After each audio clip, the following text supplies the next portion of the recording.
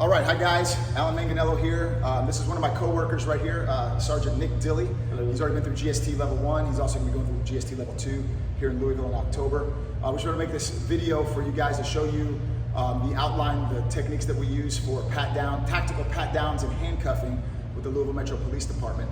So whenever you're dealing with a pedestrian and we deal with having to go put our hands on somebody, being that the most dangerous time for law enforcement is on first contact. That's when we're the most vulnerable. So we're always going to be using our 2 arm length distance whenever we're talking with somebody.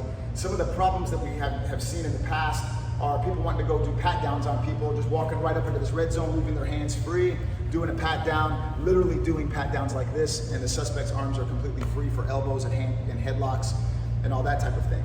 We've also seen, hey, place your hands on the car. Okay, put their hands are up on the car, spread your feet while we're doing our pat downs on people, or hands up on the wall. Okay, so we can use the wall right here, hands up on the wall, spread your feet, we do pat down. And the problem with this is, okay, number one, their hands are free. Anytime, let's go over here please.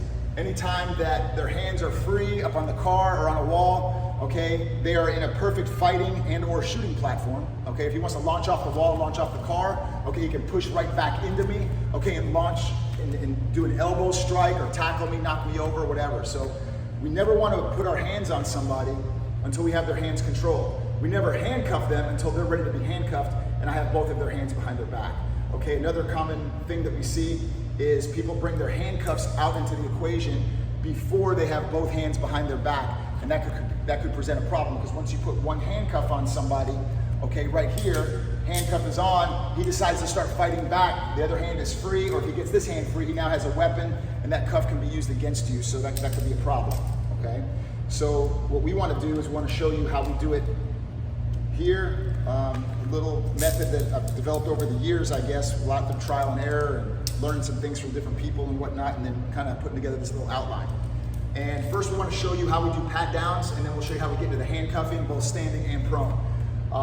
As far as doing pat downs, we have 2 variations. The standard variation and what I call the shady variation.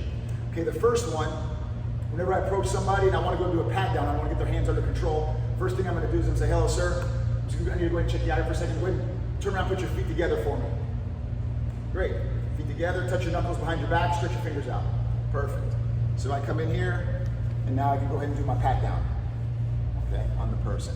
Now what I did right here, okay, is first thing is I had them keeping my 2 arm length distance, so I'm never in the red zone. Turn around, put your feet together for me, please. That did 3 things. Number 1, I checked his compliance. Let's see if he's even gonna listen to me. 2, I took him off of his base. I took his base away so he has no fighting or shooting platform as well as it could have been. Okay, and then 3, I checked his waistband to see if he's obviously armed, to see if he's open carry, or if there's any printing going on, if I can see if he has a weapon under his shirt or anything like that, okay? From there, I'm gonna have him touch his knuckles behind his back, stretch his fingers out. So now I can see his hands and what he's doing. What I'm gonna do now is I'm gonna approach, I'm gonna grab with my support hand, always keeping my gun hand free. I'll grab with my support hand, grabbing the top 2 fingers on each hand. My support leg, the corresponding leg, goes on the outside of his leg, and I'm gonna bring my chest up against his back, the gun leg back here. This is gonna manage the distance, manage the damage. If he decides to try to elbow me in the face, try to run me over, run into me, he can't knock me over even if he's a lot bigger than me. Okay, now I can conduct my pat down. Okay, it gives me a good position of advantage on him with good base while he's in a position of disadvantage and he's off base. I'm gonna check the 3 most common areas that people carry weapons. In this order, it's gonna be front waistband, which is appendix carry, right front pocket, and then the small of the back. Those are gonna be the first 3 areas I check. And then what I'm gonna do for my pat down right here is I'm gonna do the body's divided into 8 quadrants. Okay, I have the top right, bottom right, and then I have the rear, top right, and the bottom of the right side. Then what I'll do is I'll switch hands to this hand here, right side in, okay, or my gun side forward. Okay, chest is back, I'm gonna do the same thing. I can waistband, left front pocket, and then small of the back, okay? And then I continue on with the 4 quadrants on the left side over here. So I have the front and the back, and then once I'm comfortable with that, I can release his fingers and then carry on my interview and talk to the person from there, okay? A couple things that's great about this position also, let's have you turn this side please, is if I'm in here, okay, again, first contact, if he's gonna do something, he has 3 options. He can either comply, he can run, or he can fight. They're always gonna be his 3 options within this contact. Okay, as I grab and I'm in here, if he's gonna try to do something, worst case scenario, I can always just shove him off, okay, and then transition to a tool and make the appropriate decision. Holding these fingers though, a lot of times you have such good positive control. If he decides he wants to try to get away, I can just control the fingers, come up underneath, and then use my arm lock to take the subject right to the ground and then control, and then go into something from here, whether it's handcuffing or going into more GST techniques, okay? From here, a question that we come up with as well, okay, is what if you do find a weapon? Because true or false, they know you have a weapon. They know they have a weapon before you know they have a weapon, okay? So if I go to find the weapon, if I find the weapon, now what do I do? Do I remove the weapon? And if so, what do I do with it? Because that presents some problems in itself. I can't lay it on the ground necessarily right there. I don't want to stuff it in my pocket if it's unholstered, whatnot. If I go handcuffing and he decides to grab the gun and take a shot on me, okay, that's gonna be a problem. Or if he just tries to run from me as my handcuffs are out, what's gonna happen? The energy feels the same to the officer, whether he's running or turning to fight. And if you make the wrong decision, that could either lead to prison or getting shot. And neither one of those options are good. So what I suggest we do on this position is whenever you're doing the pat down, which is why what we're doing in the first place, is looking for weapons anyway. Once I find a weapon, as I address it, I keep my hand here and I say this, I say, I feel that weapon in your waistband. If you make any sudden moves, I will take that as a threat and you will force me to shoot you. Do you understand me? Yes. And I make them give me a verbal command so my body camera and everything picks up on it. Now I can go to handcuffing, grab my handcuffs, bring them out and go to that. If he makes any sudden moves at this time, one can only infer that he has bad intentions and I'm gonna be authorized to draw my weapon and take my shot. Okay, so that's how we're gonna handle that if we find the weapon. Now we have the shady variation, because sometimes you're gonna work in areas where you tell the person to turn around, they're not necessarily being non-compliant, but they don't necessarily want to listen to what you're having to say. So I say, sir, maybe turn around and put your feet together. For what? I just want to talk to you. Turn around and put your feet together for me. Wow, I didn't do anything. So he's not really saying no, but he's trying to argue, and he's obviously not gonna follow my commands. So if that's the case, I want to do what's called the shady variation, where I'm going to walk this way, and if I find that he starts to follow me like this, checking his compliance, obviously he's not being compliant, he's tracking me. I don't want to be in the red zone when this happens, so now I can transition to a tool or get distance, call for backup, whatever the case might be at that point, okay? So let's move this switch a little bit. So what I'll do is I'll say, hey, I'm just going to check you out real quick, and being that as long as he doesn't track me, I keep my distance, and then when I come in, I'm gonna go right up high, finding his shoulders. If you go low and grab the wrist immediately, an elbow to the face could happen, and obviously the officer can get injured. So I'm gonna start up high, making positive contact right here on his shoulders, and if he goes to try to throw an elbow, I have control, I can use my forearm, other side too. I have my forearms to be able to block that. I can grab him, do my rear takedown, or any other technique you feel comfortable doing. So I start up high, hey, you're under arrest, I'm just gonna put your hands right here, and I work directly right down to his hands. Grab the fingers, sir, fit together for me. And now I'm in my position where I can do my pat down and I have positive contact. And I can switch sides, do the same thing on the other side, continue with my pat down. I'm in so close, he's not gonna be able to do any damage to me right here, okay? That's gonna be how we conduct our pat downs. Now we'll talk about handcuffing. How we wanna get the handcuffs on, the biggest thing I see is a lot of people in agencies, they wanna handcuff one wrist, then the other wrist. Number one rule is we don't handcuff anybody until they're ready to be handcuffed. And how I know that is when I get their hands behind their back, okay? So as long as his hands are behind his back, okay, now it's safe to go ahead and get in here and control him. And now I can talk about bringing my handcuffs into the equation. The one thing I don't want to do is have my handcuffs out before I have his hands behind his back, because that can be an issue. When you carry the handcuffs, you want to carry them in what's called a loaded position.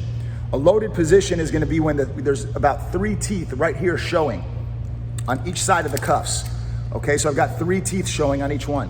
What that does is that makes it loose enough to be able to pop free when you push on their wrist, but yet there's enough tension to where it'll come right around and click right at the end, okay? So that's how we want to carry the handcuffs already in your pouch or in your waistband, however you're going to carry them, okay?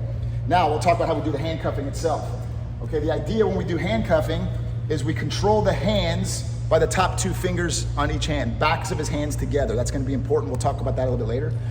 I bring the handcuffs out. I'm going to hold them in what's called a pistol grip. Okay, which is the thin side down, double side is up. I'm gonna place them on his wrist. I pull his hands away from his body. I'm here, and I'm just gonna do one time. and they're on. That quick, that's speed cuffing. And how we do that is, if you notice, there was 3 clicks. And how we want to gauge that is, I tell the recruits or the officers, there's 3 grading systems on handcuffing somebody. You can either get an A, a B, or a C. An A is going to be 3 clicks. And what that means is, when I grab the hands here, okay, I push straight down, that's the first click. Both wrists should go on simultaneously. Let's turn this way just a little bit. Should be, both clicks should go simultaneously. And from here, that's the first click. That's 1, when you hear them engage. The second click is gonna be my pinky on one side. The third click is gonna be my first finger on the other side. That's 3. If you can get 3 clicks, that's an A. That's the most efficient, the best way you can handcuff somebody with a compliant subject, okay? A B is gonna be if we have 4 clicks. And that's gonna be when you're in a situation where you're not able to get the first 2 clicks to happen simultaneously. Okay, you might have the wrists here, and you might get one side, then the other side, adjust, adjust. So 4 clicks is gonna be a B. And then a C is the last and least desirable, but sometimes you just can't help it because of the environment, the flexibility of the subject, or the position of them on the ground, whatever the case might be. A lot of our ground handcuffing techniques we teach in GST, you may not be able to get anything but a C. And a C is gonna be basically, you get one handcuff on, you're trying to fiddle with it, you get it on here, and then you get the other one on, and then you finally get that, but there was 4 clicks, but a big delay between them, okay? And sometimes we just can't help that, but we really wanna try to work on not getting that if getting an A was possible, okay? Maybe he has long sleeves on, a jacket, something like that, might keep me from getting an A, but if he's compliant and he's flexible enough to put his hands behind his back, then we should always be shooting to get an A every time. And that's how we're gonna be doing the handcuffing portion right there. Next point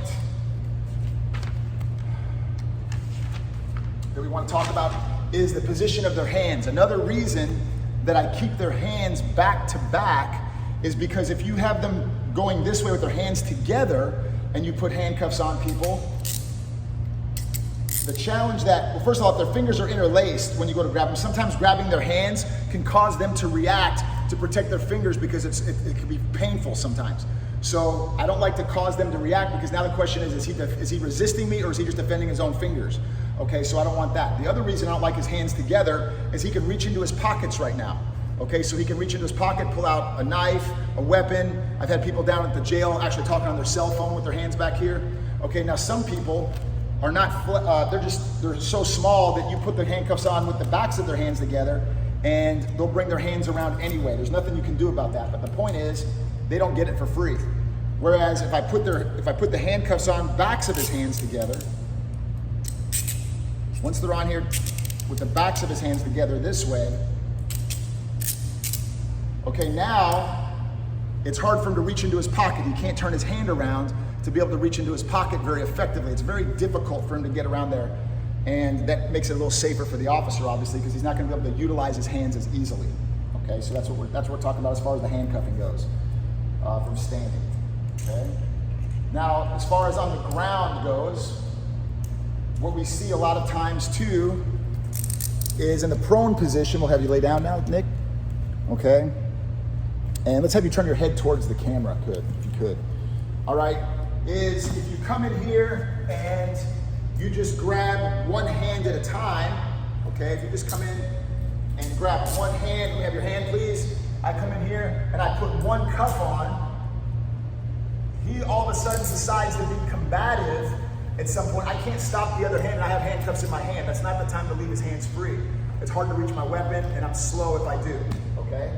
So the point is, if he's gonna be compliant, then might as well get him to do as much of the work for you as we can, okay? So what I'm gonna tell the person to do, if I got him to be compliant enough to lay down in the first place, is I'm gonna tell him lay down with your palms up.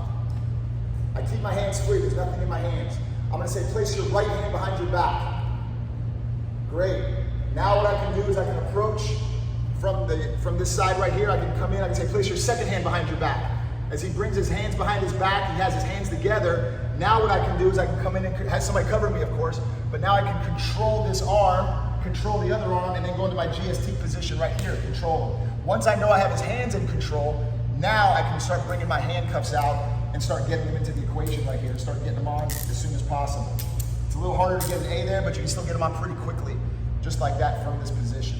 So that's what I suggest we do from the prone position as well. Is if he's going to be compliant, might as well have him do most of the work for us and not put ourselves in a position where he can change his mind halfway through the handcuffing and then he has a weapon to use, not to mention his free hand that's not even under control yet. So we just want to keep that in mind, okay? Those are pretty much the main things that I wanted to point out to you guys and kind of show you. That's the crash course on it. I went through it pretty quickly. There's a lot more details we can talk about, and I'd love to share with you guys. Let me turn this camera back up. Some more details I'd love to be able to share with you guys as well that we've worked over the years, and it seems to be very, very efficient, very effective, and it's kept everybody, very safe at the same time. Nick, is there anything else you wanted to add in? And you have it already typed out and everything? Yes, I already have the whole outline detailed out. Everything I just covered is all detailed out here for you, and I'm going to email this to you guys as well, along with the video and the link to the video, so you guys can check it out and kind of go from there. And if there's any questions in here that doesn't make sense, you can, of course, email me back or message me and see what you think. But I'd love to have your feedback, pros and cons, what you guys think about it, because I'm sure there might be some things maybe I haven't even thought of that I've just been getting away with maybe, who knows, but I'd love to hear your input from it. But again, these are things that over trial and error over the years that I've kind of developed, and now I teach for the department, and it seems like it's working really well. We've been getting really good feedback from other agencies and things as well, but I'd love to hear what you guys say, because you guys are the pros, and your input really means more than anything to me, so appreciate it. Thank you, Nick, appreciate it.